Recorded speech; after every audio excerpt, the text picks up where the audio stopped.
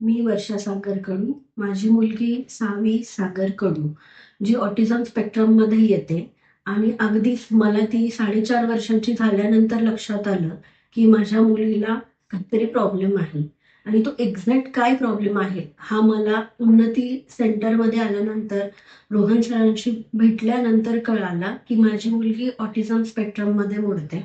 आणि त्या दिवसानंतर खरी शर्थ आमची सुरू झाली. इथे आल्यानंतर खूप गोष्टी शिकायला मिळाल्या.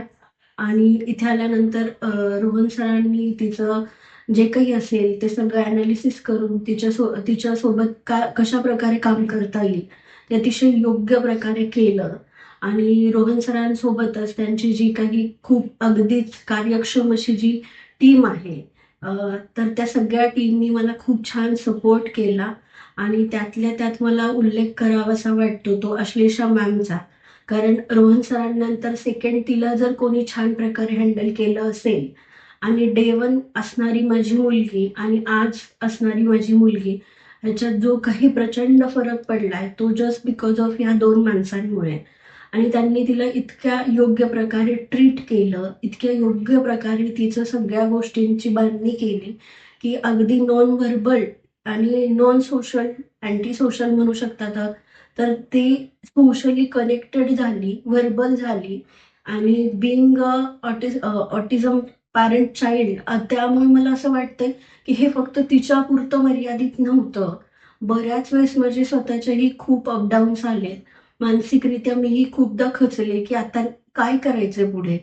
पण मला सांगताना खूप आनंद होतोय किंवा खूप छान वाटतंय.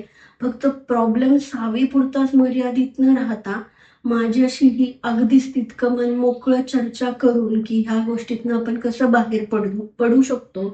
किंबहुना मलाही एक मेंटल जो सपोर्ट हवा असतो, तर तो मला माझ्या हे सेकंड फॅमिलीकडनं मिळाला.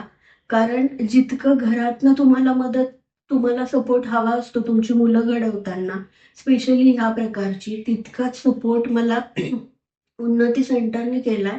आणि मी त्या सगळ्यांची थँकफुल आहे. रोहन सरांची थँकफुल आहे. इव्हन रिसेप्शनिस्ट पासून तर इथे काम करणाऱ्या मावशींपर्यंत प्रत्येकाला ती जाणीव आहे मुळात की इथे येणारा प्रत्येक माणूस त्यांच्या मुलांचं काहीतरी भवितव्य घडवण्यासाठी येतोय. तो झटतोय आणि त्या सगळ्या कामामध्ये ही टीम अतिशय सक्षमपणे काम करते. आणि मला ह्या सगळ्यांशी जोडल्या जाण्याचा आनंदच वाटतोय. कारण सावीच्या निमित्ताने मलाही असं एक सेकंड होम मिळालंय की जिथे आल्यानंतर मलाही थोडंसं हसायला मिळतं. 4 लोकांशी गप्पा केल्यानंतर कळतं की अरे आयुष्य खूप सुंदर आहे आणि ते आणखी किती छान करू शकतो.